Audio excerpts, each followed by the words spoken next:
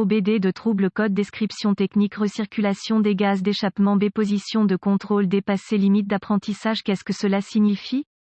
Il s'agit d'un code de diagnostic générique (DTC) du groupe motopropulseur qui s'applique généralement aux véhicules OBD2 qui ont un système de recirculation des gaz d'échappement (EGR). Cela peut inclure, mais sans s'y limiter, les véhicules Dodge, Ram, Cummins, Chevy, GMC, Duramax, Honda, Jeep, Hyundai, etc. Bien que génériques, les étapes de réparation exactes peuvent varier selon l'année, la marque, le modèle et le groupe motopropulseur configuration. Si votre véhicule équipé OBD2 a enregistré un code P049E, cela signifie que le module de commande du groupe motopropulseur PCM a détecté un dysfonctionnement dans une certaine position de contrôle de la soupape de recirculation des gaz d'échappement EGR ABC. B se réfère à une position spécifique de la vanne abaisseuse EGR. Le système de soupape EGR ABC est conçu pour renvoyer une partie des gaz d'échappement épuisés vers le collecteur d'admission, par incrément mesuré, de sorte qu'il puisse être brûlé une seconde fois. Ce processus est essentiel dans la réduction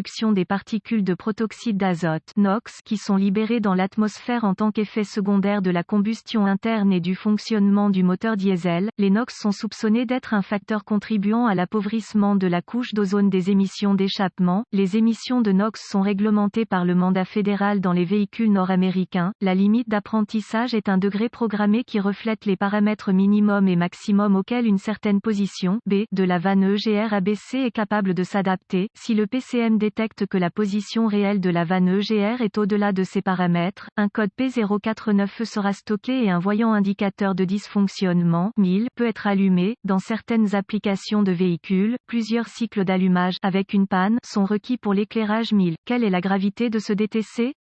Étant donné que le code P049E se rapporte au système EGR, il ne doit pas être considéré comme sévère. Quels sont certains des symptômes du code?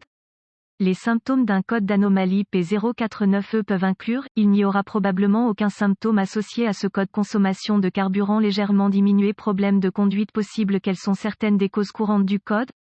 Les causes de ce code EGR P049E peuvent inclure, vanne EGR défectueuse capteur EGR défectueux PCM défectueux ou erreur de programmation PCM. Quelles sont les étapes de dépannage du P049E?